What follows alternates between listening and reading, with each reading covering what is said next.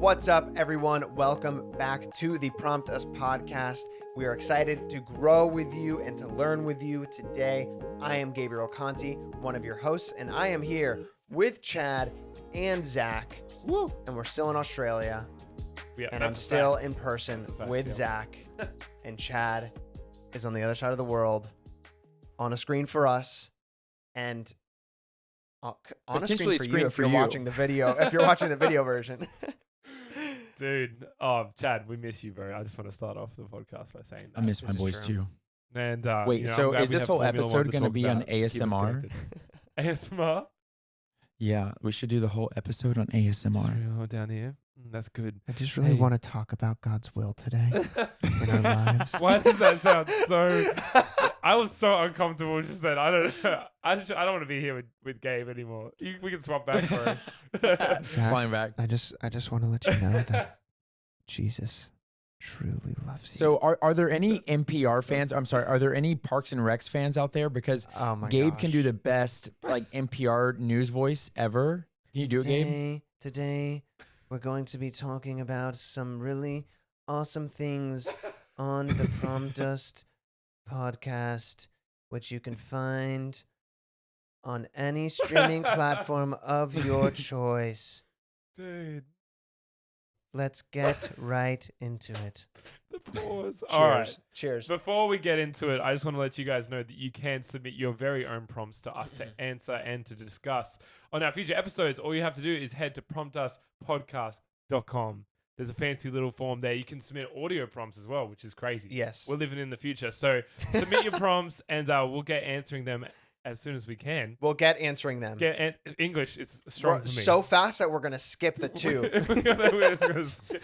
Let's just skip it. All right. So today, boys, we've got a good one today. Today, our prompt is from Alyssa. My bad. Alyssa from Australia and Leslie from Los Angeles. So we got a double whammy. A double prompt? Yeah, well, their prompts, we thought their prompts went really well together. So I thought, actually we all thought, let's combine them, right? Yeah. So here it is. How do you deal with non-constructive criticism, especially from family and work? Ooh. Gabe just looked me dead in the eyes. I'm just like, I was like, who do you want to start with this? Because I'm not ready. Yeah. Chad, do you want to take us? You want to kick us off, bro? Yeah, I definitely do want to because I want to get all my words out there. You sound like it. You sound like you really want to. Yeah, before I give some bad information and then I have non-constructive criticism about what I say, I'm just going to go and blat it all out there. So I have a bunch of tips for this, like straight up, because Dude, hit us. I've struggled so much in my mind. Like I always say that I'm my own worst enemy because there is even, this is going to sound like a lot. If you listen to a previous episode where we were talking about purpose and loss of purpose and joy, I mentioned that my goal as a kid was to be an NFL player, right? That was my goal. And I actually had a relative in my family tell me at like 8 or 9 years old, say like, you probably won't be able to do that. And I probably wouldn't have been able to, but you don't really tell an 8 or 9 year old that. And so I've had pretty non-constructive criticism in my life all the way up. However, the way I talk to myself can be so non-constructive. And so this is something I'm very passionate about, whether it's coming from family, whether it's coming from friends, whether it's at work, or whether it's like, public's opinion on social media, shout out to that, or to yourself. This is something that I think we all need to work on. And I think the first step, do you guys want me to mention like a step? Because I wrote down like 8. And so, yeah. I'm not kidding. And then, dude, I love when you flip and have steps and you're just like, we're like, you did that in like 30 seconds. Should I just mention one and then we just riff on it together? That's a good plan. Let's go. Yeah. Let's do okay. It. Step number 1, don't take it personally. Yo, I love that. Yeah. Which is tough. Yeah. It's tough to say. It's insanely tough. Yeah. And so it's obviously it's easier said than done, but I think that we really need to practice. I think that's the first step is like, how is my mental health? How am I receiving what this person's saying? And am I letting these words take a deep root in my inner self-worth, in my own identity? How am I letting it impact how I walk and where I walk? And so go ahead, Gabe. Well, I think before we even jump into these, because hearing you talk about it, let's define what is really non-constructive versus constructive. I think that's a terrible idea. Okay, then keep going. That's not very constructive. That is non-constructive criticism right there. Yes, and that was me not taking it personally. Yes, bro. Step number 1. And scene.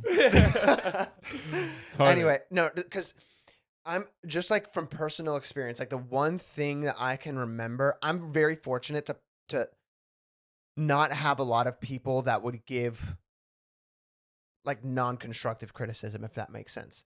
But as I'm thinking more about it, like technically the non-constructive criticism that I got was probably when I was in my relationship before Jess. And in the moment, I probably thought it was non-constructive, like people being like, hey, this doesn't seem right, blah, blah, blah, like saying stuff like that. And it may have not been constructive in the sense of like giving me like tools or tips or advice on how to better the situation, but it still wasn't invalid. Yes. Like yes. if I took it non-personally, tip 1 from Chad. Yep. If I took it, like didn't take it personally and actually viewed it without like my emotions super attached to it. Love that. In the moment, I would have been able to be like, okay, yeah, it was probably non-constructive, but they're not wrong. Yeah. Yes. You know what I mean? They're not wrong though. Yeah. And then, but I think there's like a scale of where it turns to like really constructive and beneficial for you and helping you, like giving you tools and equipping you to face said situation. And then it can then veer into the area of the scale or the meter that maybe they're still right in what they're saying, but it was presented non-constructively. Yeah. And then there's probably just like you're being, Yeah. talking trash and like it's non-constructive and non-beneficial. You know what I mean? So I think those are the 3: non-constructive and non-beneficial, non-constructive but still true, and then actually being constructive. Yeah. And figuring out where the words from other people and what they're saying to you lies. Putting them in which bucket they need to be. Yeah. Well, that's part of the process of working out the intention. Like, why is that person saying that? Constructive or non-constructive? It's like, what's their intention? Is it to build you up? Or is it to just be the worst? Or interesting. Or to actually build themselves up, and I will get into that in a little bit later when it comes to like work and family and stuff like that. But I feel like that's an awesome way. Those 3 kind of buckets is like, that helps me identify why they're even saying it. Because even if they're being non-constructive, but there might be some truth in it, maybe they just don't know how to say it to you. Yeah, exactly, right? exactly. But they should see a speech pathologist like you. Dude, it's good. I recommend. But Chad, what was the second tip, bro? Because what's the second point? Well, do we want to finish? Let's finish the first tip. Because I kind of cut Chad off in the middle there. Well, it's funny because I love where Gabe's at, because tip number 4, I'm not kidding you. I can show you guys. Skip 2 and 3. Let's go. Dude, tip number 4 is don't confuse non-constructive criticism for people refusing to tickle your ears, right? And so I think that in today's society, it can be very simple for us to, if someone disagrees with us, we think, oh, that person is giving me non-constructive criticism. That person is not like good for me, right? That person's a hater. I'll find new friends. I didn't hear what you said. Sorry. I said that person's a hater. Yeah, it's a hater. And so that was actually tip number 4, which I'm glad you went there. Which is, is this actually is this non-constructive criticism, or is this just like something that I don't like what they're saying? Yeah. And so that's why I love that you started there. So I guess the first thing or the second thing for me would be now don't take it personally, and we have to be very careful with who we let speak into our life and how deep we let it sit with us. But I think the first step is, now the second step is don't take it personally is one of the most important things we can do, because it already separates us from it.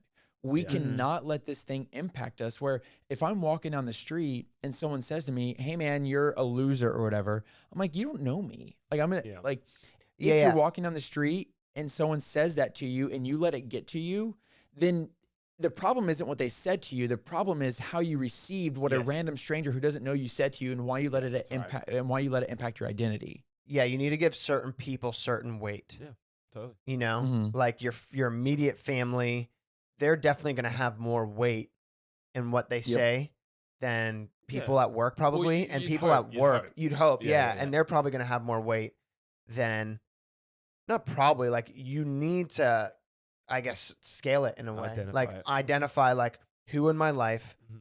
should I give a lot of weight to their opinions because I trust them and I know that they have the best interest for me at That's heart, right, the intentions, yeah. versus some random stranger who doesn't know you, who Yeah. bumped into you and Or even calls you an someone you idiot. work with once a fortnight, or someone, Yeah, it's yeah. like you really have Wait, to. a fortnight? Okay, no, if you're American and don't understand, didn't know I'll that was- mediate here, guys. Fortnite is every 2 weeks bi-weekly. Why don't you say every few weeks? because it's not every few 'Cause weeks. few could be 2 to 7 weeks. Yeah, it is 2 weeks. A fortnight is like they pay rent Chad's here face right sometimes now. fortnightly. No, we do. We do pay rent here fortnightly. Yeah. I'm really Anyway. confused. So let's continue. Yeah, dude, trust me. I went through it. That's what you get for marrying an Australian. You become a little more cultured and you understand the native Australian tongue. Oh my gosh. But yeah, I mean, I feel like the older I get, the less people in my circle of influence was what I was going to say. Like who influences me, because if I have this great big circle of people that influence me, I'm going to worry about what they think, when really I don't have the capacity to worry about what 50 different people think. I need to have my close friends that I go, hey, if they're giving me feedback or criticism, well, constructive criticism is feedback. You know what I mean? Like they're giving that to you so that you can improve. And I think if you have, if you're surrounded by a bunch of people giving you non-constructive criticism, that's going to be rough. Yeah. Dude, I'm like, you guys, it's almost like we're in the same room, because I'm not kidding you. Tip number 5 was, who are you allowing to speak into your life? So good. I'm not, Oh, I dude. can't make this up. I know these are actually probably pretty simple tips, but it's nice to lay it out. And I love what you're saying, because we don't always have that random stranger yelling bad things at us, right? A lot of it can come from family. It can come from people that we love the most. And we have to be very careful with how we handle that. And so I'm going to go now to tip number 3. Which is, I was about to say, for anyone Dude. listening, we take our own like little separate notes and thoughts on it and then come together and just talk about it. So if these ever seem out of order, like they are, we're going from 1 to 4 to 2, which was actually number 1 still, recapping because I got shift. To 5, Now it's a number and then- 5. and now we're going to the new number 3, which is don't react to it. It'll make the Yeah, problem that's right. worse. That's right.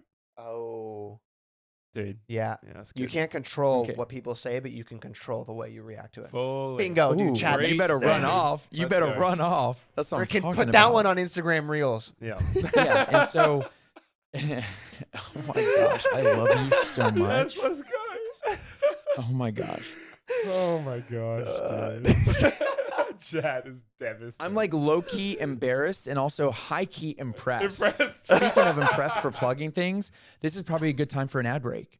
I'm dying, dude. Just finish the podcast there. We out. Oh my god. Oh man. Please, yes. All right, we're back, guys. Oh my word. I'm We're sorry. still dying over that.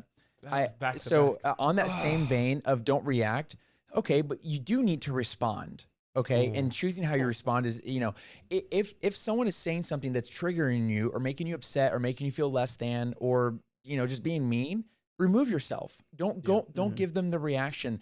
You have the right as a human to remove yourself, to collect your thoughts, and then respond to them in a healthy way.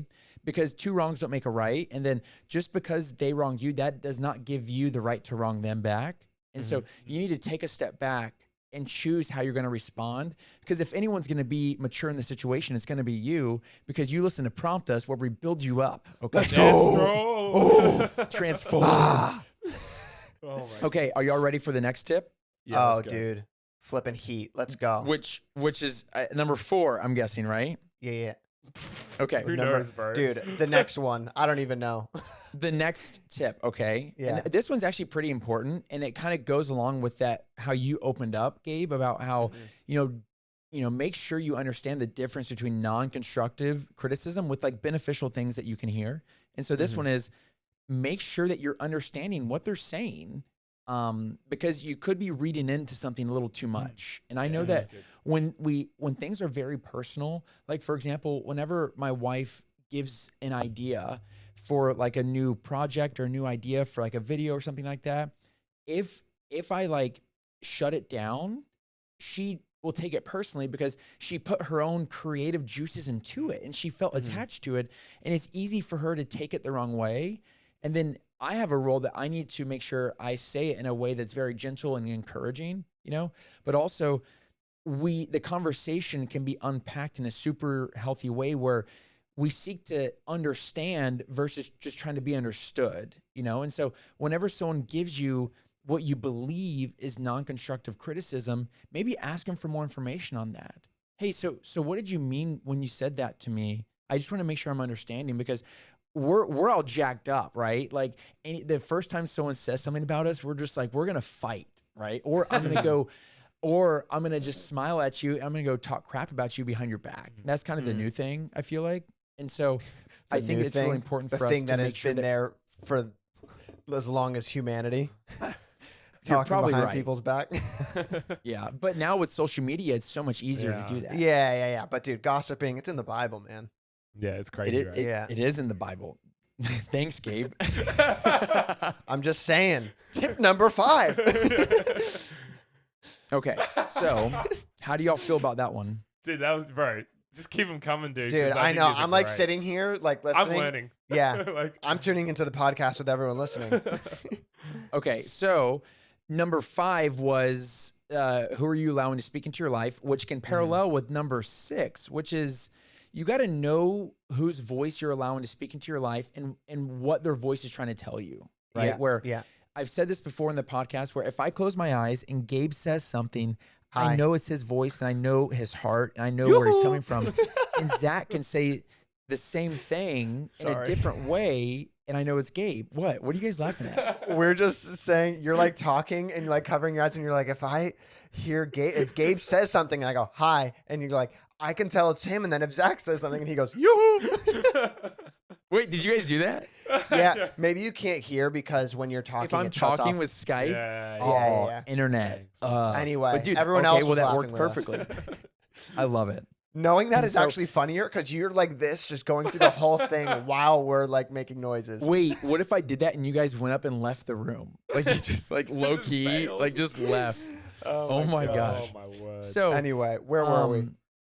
We're talking about how it's important for you to know who's speaking into your life and what they're there for, right? And so if you intentionally invite a mentor in your life, someone who you really value, and they give you criticism, it's important to know why they're there and what they're giving advice for, Yes, that's right. and what their expertise is on. For example, I'm not going to trust a certain family member's advice on career whenever they were miserable with their career their entire life, right? Yeah, or like seeking financial advice from someone who's doing way worse than you financially and has made horrible decisions and they're telling you that you're doing something wrong. Yeah. You know? Mm-hmm. Yeah, exactly. Do we want to wait till Yeah, I'm just gonna go let my dog out. She was doing so good. So, I guess just getting back to that, it's important to know what they're there for and to make sure you make good choices on who's speaking into your life and giving you criticism, or whether it's constructive or non-constructive. Is this a voice I should be listening to on this topic? And that'll really help you handle certain things, you know, because you can kind of determine whether this is good advice or bad advice, or, you know, or just criticism in general. You know, it'll help you let things roll off your shoulders a little bit better if you know who to trust and what they're there for in your life to speak into. Thanks for listening to the Dude. Prompt podcast. Wait, hold on. I still have more. I still got more. I know, Is that dude, okay? that was a joke. That was a joke. Because we didn't have Okay. anything to add to it. You just like it was like All right, we period, out. sign and Well, sealed. Chad, what's your like? I don't want to pre-ask what the next ones are, but can we start building this into the work half of the question? Because especially how do we deal with non-constructive criticism, especially from work and family? I'd love to talk about work. Well, let's go through the rest of the points and then Yep. take what we've learned Oh yeah, convert it. and over. Okay, convert it cool. over. Yeah.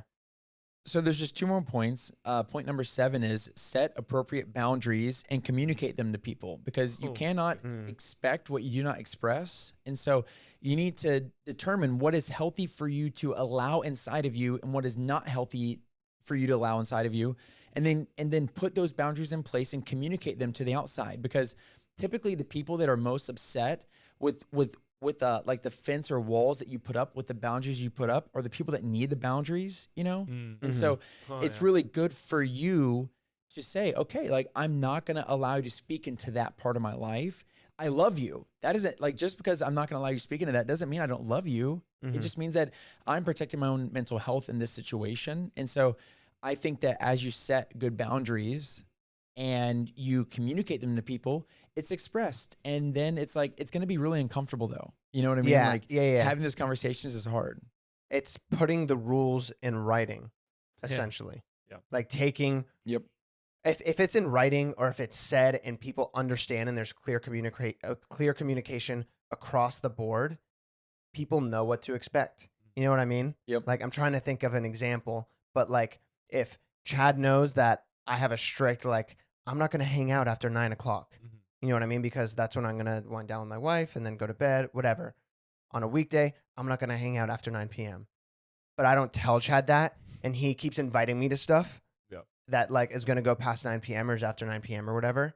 And I just keep saying no, and I'm like, oh, bro, I can't, whatever. And I never tell him that, like, that's a boundary that I've set in place for myself. Yeah. He's going to be upset at me. Totally. You know what I mean? Why. Yeah. And not know why. Yeah, you know what I mean? Yeah, exactly. Yeah. Yeah. And like, I know Zach wanted to go a little bit more practical. I'll just give one little small practical tip on this, where if that were an example of work, you know, if your boss is throwing, like, you know, degrading comments to work, you know, you can respectfully stand up for yourself in a very polite way and say something along these lines, you know, hi, you know, Mr. Miss this. I just want you to know that sometimes when you say things like this, it hurts my work. It doesn't help it. And I respond to a little bit more positive work environment. And so I want you to know that, like, I want to go above and beyond for you. I want this business or whatever to thrive. I want this to work. And so in order for me to do my best and for me to respond to you as a superior in my line of work, it would really help me if you gave me encouraging criticism, because I'm willing to receive it. I love it. You know, I'm here for it because you're a superior for a reason. But whenever it makes me feel like you're stepping on me, I feel like I can't work in a healthy environment. Yeah, dude, that's exactly, I wrote those notes down, was, you know, who is the person, especially specifically in like the work environment, who's speaking into you? Is it a subordinate? Is it a superior? Is it a peer? You know, and you have to respond differently in those situations, but uncomfortable conversations may have to be had. Oh yeah. Yeah. You know? Yeah. If it's a real problem that needs to be fixed, that will not be fixed unless you talk to the person about it, then an uncomfortable, you have to be ready to probably have an uncomfortable, somewhat confronting conversation. When I say confronting, I don't mean like negative. I mean something like you said, Chad, where you're just confronting the situation and kind of giving positives about the outcome that could be if some things were tweaked in the way a superior is giving you, you know, advice or criticism or whatever it may be. Yeah. And then tip number 8, which is the last one, and then we're going to unpack more practical tips, is you are responsible for your own mental health. It's like, I know on one hand, people can say stuff that these people mean a lot to us. And I know that that can take a root in our heart, and people can go out of the way to intentionally hurt us or unintentionally hurt us, right? Like, I know that's a thing, but we are responsible for our own mental health.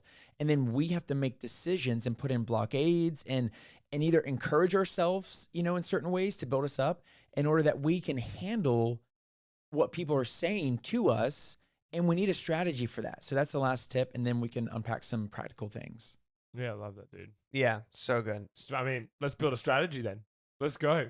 Strategize. Let's go. Strategize, baby. it. Hey, shout out to Chad for those 8 tips. No matter what order they come in, they're good. So thank you, Chad. No matter how out of order, he got all of them. Yeah, they were still good. It is kind of funny that, like, my last tip was that I wrote, if you're going to war, you need a strategy.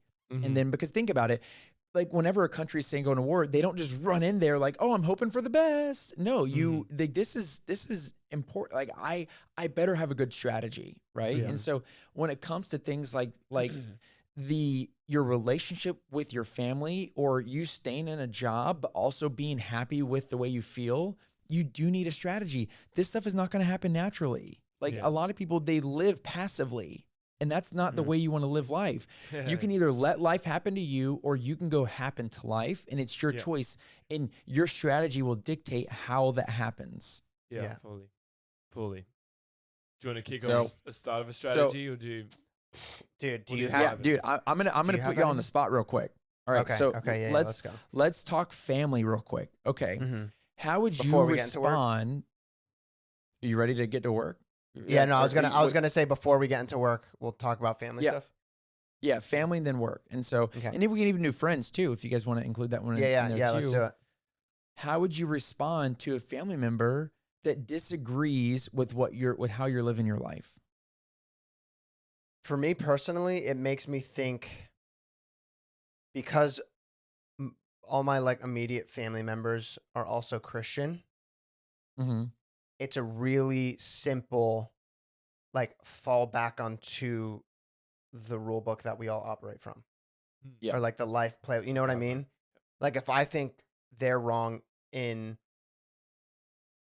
them criticizing something about my life, and they think I'm obviously wrong with the thing that they're criticizing about, we can both turn to the third party being God and like, okay, what does he actually say about this? And am I sinning, or whatever it may be, and kind of solve it that way. Or even like a third party person who's very trusted between us both, and can give sound advice and sound counsel between like the situation. You know, it's like going to counseling between a husband and wife. It's good to have a mediator. Having a mediator in a situation, if it escalates to that point, having a mediator in a situation, because then that can really squash it. You have like a third party who's trusted by both of you to then like listen to both sides and kind of just talk it out with you guys, and you can kind of like come to a resolution in that space. And essentially there's a solution to the problem, whether it's something that you actually need to change, or it's something that or they need to stop criticizing you on something that maybe they just don't like or don't want you to do, but it's not inherently wrong or anything, you know? I like that. I like the idea of inviting a third party into it. And so, Zach, for you, how would you respond to a friend or family member who is putting you down in your way of work, but it's almost like they're joking a little bit too harshly, or it's kind of like there's truth to the joke? You know what I mean? Yeah, I mean, I feel a good example of that is when I'm like, oh, I do freelance creative work or whatever it may be. And there's always the joke that goes with that. It's like, well, no one makes money from that, right? Which is hilarious because lots of people make good money from that. But it's just, for me, that used to always just be like, I'd be like, oh, yeah. But then like I would start believing that. And that, I really had to break through that. And to use one of the tips that you said, Chad, like I had to know who I was in a sense, and know that like, you know, to be confident in myself, even when the criticism came, even if it's subtle. But then I also had to kind of ask why. I think it got to a point where people said it enough. I'm like, oh, why do you think so? I just asked, like, why do you think that? Did you actually ask people that? Yeah, I'm just like, why do you think that? That's so even good. when it was in a joke, because I just... Dude, clap back. Right, let's go. But no, because I didn't understand. Because for me, if I met someone who was like, yo, I love making music videos or whatever, I'd be like, bro, that is dope. Let's go. And for me, that's a hype thing. But hearing the criticism of like, well, no one makes money from making music videos, or no one makes money from making YouTube videos or podcasts. It's like, what's the benefit? I had to really be like, well, what's the benefit you telling me that? Like, what do you want me to get out of that? Are you just trying to put me down, or are you trying to warn me? Like, I'm not sure what the actual conversation is. Are you trying to get me to get a desk job that I hate, that's paying me barely more, maybe? You know? And I started to notice that more I did that, and I'm not saying these were never like friends that I really valued the opinion of anyway. So that's why I was kind of like happy just to be, oh, that sounds so savage. That's not what I meant. I just meant like, these weren't people that I was okay like worried about what they mean. Someone's listening to this. They're like, oh, they're like, I said that to him once. But like, but people that are like, do know me and do care about me, they ask it in a different way. They're like, yo, how's like, is work going good? Mhm. Like, do you feel like you're feeling stable? Like, I'm like, that's a good question to ask. Yeah. That literally is the positive version of that other question, which is like, no one makes money, or Mhm. criticism, no one makes money from this. Well, they Like, actually care about you. totally, they're asking for the Your- sake of my mental health, Yeah. right? Exactly. Yeah, your interests, what you want to be doing, what you Yeah. want to be working on, just Yeah. making sure that you're good. It is hard when family asks those kind of questions, not Mhm. like, or not even that kind of question. When family give criticism, like the amount of times I've heard, like, "Oh, you're gonna get a real job," and I'm thinking, like, "Man, Oh, I'm doing okay. Like, I'm actually doing really good. I'm really proud of where I'm at." But I still, family events, and I'm Even so, still, they say that sometimes. fully, and I'm so empathetic of like, because where they come from, classic Australian hardworking background, worked the same job 30, 40 years. Like, I Mhm. understand. In the same way, though, it's like you really just want your family to back you. Yeah. Like, they're the Yeah. people you want to go, yo, Mhm. you crushing it? What's been going on? Well, like, oh, I know someone who thinks this is great. And so it Mhm. does hurt more. So I really want to be like, really want to make sure if you're listening to this and like family do that, like it hurts. It hurts everyone when that Mhm. happens. It's not just like you being silly. Like, it's fully normal. But Mhm. I think for me, I just had to go, you know what, regardless of their criticism in that way, especially because it's non-constructive, I just need to keep believing in like what God's given me to work on. If Yeah. I'm a creative and I love inventing stuff and making stuff, it's like, that's me. I'm not going to Mhm. apologize for that. Yeah. As brutal as that Dude. seems, but yeah. Mhm. dude, Yeah, I it's crazy. love everything you just said. Because Dude, even that the was last so thing you good. said, which is I'm not gonna allow this person to deter me from where God's taking me, which is okay. I'm not gonna take it personally. Mhm. You did seek to understand them, where you were asking them like, well, why do you say that? You're seeking to understand, but then you also mentioned about how there were people in your life where you didn't maybe value their opinion as highly as other people, and that's okay, by the way. You need to know that that's an okay, because that's called a boundary, and that's called you're not going to go to this person for advice on this topic whenever they have no right to that table that you're sitting at as you're trying to build Yeah. something. Totally. Especially when it comes to people saying things like, oh, so when you can get a real job? I'm like, oh, you mean the job where you build someone else's dream? Like Yeah, you talking about that yeah. one? Yeah. You I talking mean, about the one that go ahead. no. And in addition to that, just from what you were saying with someone like family who is speaking into you or saying something like that over you that is non-constructive, it's really hearing you speak, Zach, was really cool. Seeing the self-awareness that you have, which is really important Yes. to know, like what they're saying isn't beneficial. It's non-constructive, Yeah. and it's not true because you are making money doing what you're doing, And it hurts. and it hurts. Yeah. No, but also having the self-awareness to understand where they're coming from Yeah. and their situation. Like you're saying, the classic Australian working the same job 30 Yeah. years or whatever it may be, understanding their situation and why they're saying that. Yeah. Yeah, I think just the level of self-awareness that you kind of With their need to family, develop. like you want to, like, I could just be that. Yeah. Fully. It's actually Mhm. going, it's what you said. It's like how you respond, Chad, when you said that. It's like the way that you respond to it. And it's, for me, I could just be like, well, stuff you, like, Mhm. and it be Yeah. this whole thing. But by actually just like going, look, I understand, and just not, don't pursue it. If it's non-constructive, Yeah. just don't pursue it. Like, Mhm. don't put yourself in a position where you feel like I need to reply because they're a family member. It's like, yeah, but at that point, Mhm. you've made the decision. It's non-constructive. All right, that's it now. Yeah. And I definitely get caught out still thinking about it sometimes. It's crazy. I'll be literally on the grind or whatever and just remember that. But now I've turned that non-constructive criticism into motivation. Mm. And Let's go. not in spite, not to be like, stuff that person in my Mm-hmm. family who said that, but just out of like, I owe it to myself to give it a shot. Like, I Yeah. owe it to myself to give it a try. So Mhm. anyway, I'm glad there was some value in that story. But yeah. Dude, I love that. That was awesome. So have either of you had any examples or like, have you ever had a moment where, because I know with all of us working in the creative industry, it's a little bit different, but have you ever had conflict with someone at work, whether it's on set or you're doing something and then you received a remark from anyone? It could be a job, it could be from someone, it could be hair and makeup, who knows, right? Where it was totally unconstructive. And how'd you respond? Yeah. I mean, why are you thinking I can jump in more quick? Yeah, I mean, I was gonna say I had I had like one real job working at Hollister for 2 weeks, before I decided to quit because I was like, I'm gonna hustle Vine, yeah. And then even my parents were, the summer before I left to FSU to go to college for that year, they wanted me to get a quote unquote real job to save up before I left for school. And they were just asking me to do it. And I said, I'm going to focus on this Vine thing and just hustle it, 'cause I know there's something here, and they trusted me with that. So it wasn't, not that was not, I don't know. I guess I'm saying all of this to say that, like, I don't really have personal experience that much because my work environment is, I mean, it's like you guys, and we get along great, and we're super encouraging to each other, and So it's a blessing. And then, like, Jess and my whole team is great, like my managers and stuff. yeah. The work So, environment that I'm usually in is if there's a conflict, it's probably like Jess and I, and it's more like a relational thing than like a work thing that we're just need to sort out, Yeah. So I want to be sensitive with how I ask this, and also feel free to cut this out if you don't feel comfortable, Gabe. So like, I just want to, you know what I mean? So I want to be sensitive with how I ask this, but what about kind of the other side of your work, which is like your audience and criticism from there? Yeah, man. I mean, that's really tough because your audience, you want to like you. You know what I mean? Yeah.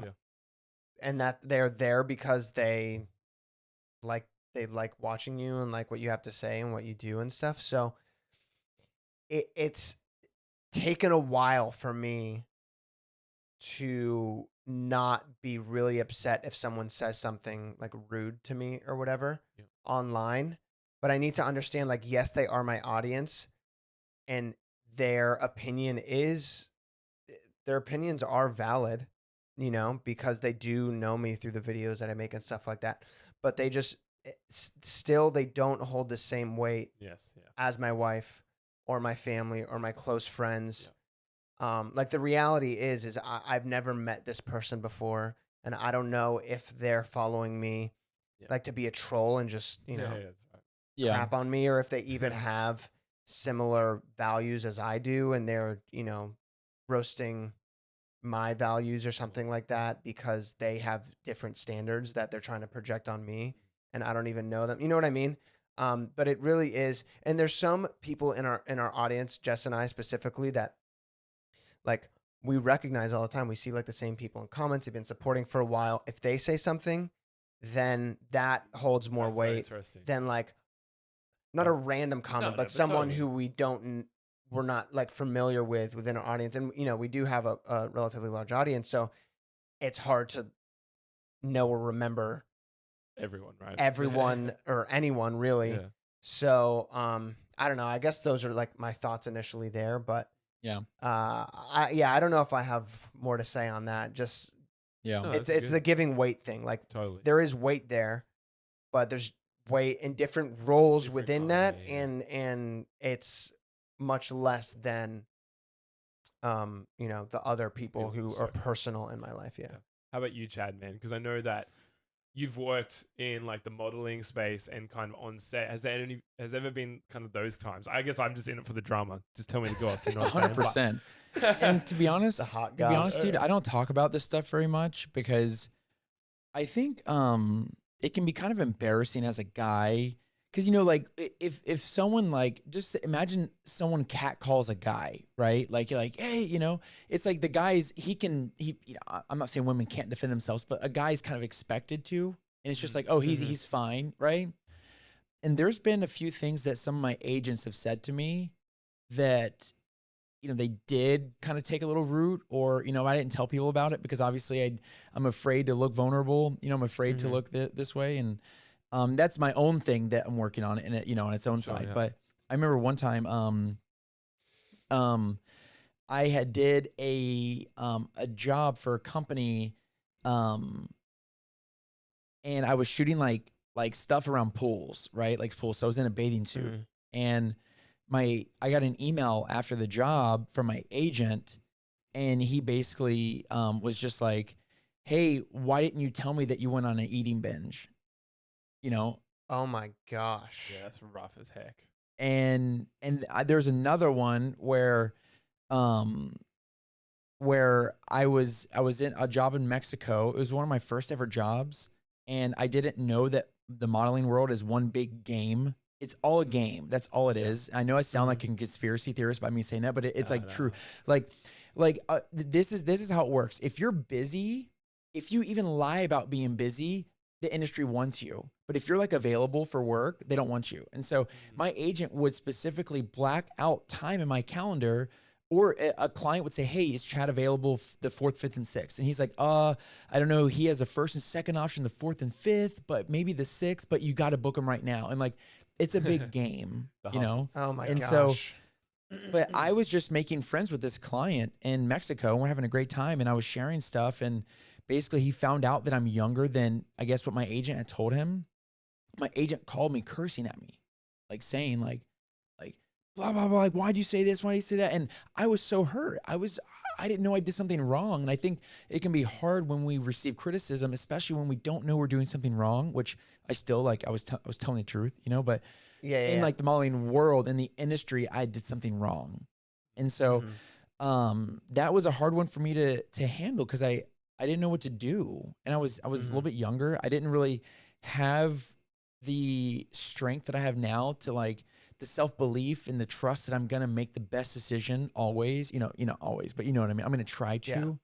And so that was those are some, and I have, honestly, I have so many more examples of different things like that where, I was asked to lie about like travel in terms of getting into the EU and the UK, because when I lived in Europe, like, you know, are you here for work? Oh yeah, rough. You know, you have a work visa, or you here to, and so there was times I had to like think about my own integrity, and my agents would challenge my own integrity in that. And that felt, and so there was a lot of situations, and I don't want this to be like, Chad, woe is me, but I do want the audience to hear that, yeah, non-constructive criticism is real, and it can hurt, because it goes deep, and it challenges the way we think about ourselves, and the way that we see the way we interact with people. And I think it's really important to really think about like, okay, what authority am I under? And Gabe talked about this regarding like how he respond with his family, you know, saying something. It's like, what authority am I under? And am I on track with that? You know, am I breaking those kind of cardinal rules? Or am I living in a world where kind of everything is permissible, and I'm just allowing every single different person to tell me how to live my life? Because if you don't have a set of rules, a set of boundaries, a set of, this is how I'm going to keep my integrity, this is my yeses, and these are my nos, these are my boundaries, my non-negotiables, then you're going to allow anybody else's opinion to disrupt you. And sometimes the only way to know that you need to like form a boundary is by having someone else cross one and you being unhappy. Because think about this. Imagine that you boys are at a coffee shop, right? And then you're just having an intimate, fun conversation, but you're kind of being low key, but you're talking about God. Then someone pulls up a seat at the table and says, you know that God you're talking about? He's not real and he hates you. Like, or if he is real, he hates you. All this negative stuff. You're going to get uncomfortable. You're going to be like, whoa, like, where's this coming from? Because someone crossed a boundary. Someone came into something, and they were speaking into something that you didn't invite them to. And so going through this experience really taught me, it kind of thickened my skin a little bit too. Taught me to set those boundaries where I'm not going to allow these things to come into my life. And kind of like point 8, having a strategy, I now will, like, if Tori and I see comments or something like that, well, I'll just delete them. I won't even fit. I can tell from for the first few words what it's going to be like, and I'll just delete it. And it's like, it's not that I'm not willing to receive criticism. I have those people, like what Gabe said about his YouTube audience, where like he can tell if this is a person who's been around, you know, he knows who to listen to and who not to listen to. And so, yeah, there's some examples, but they did make me stronger once I grew in maturity. And it is kind of cliche. You guys are a little bit younger than I am, and I do wonder.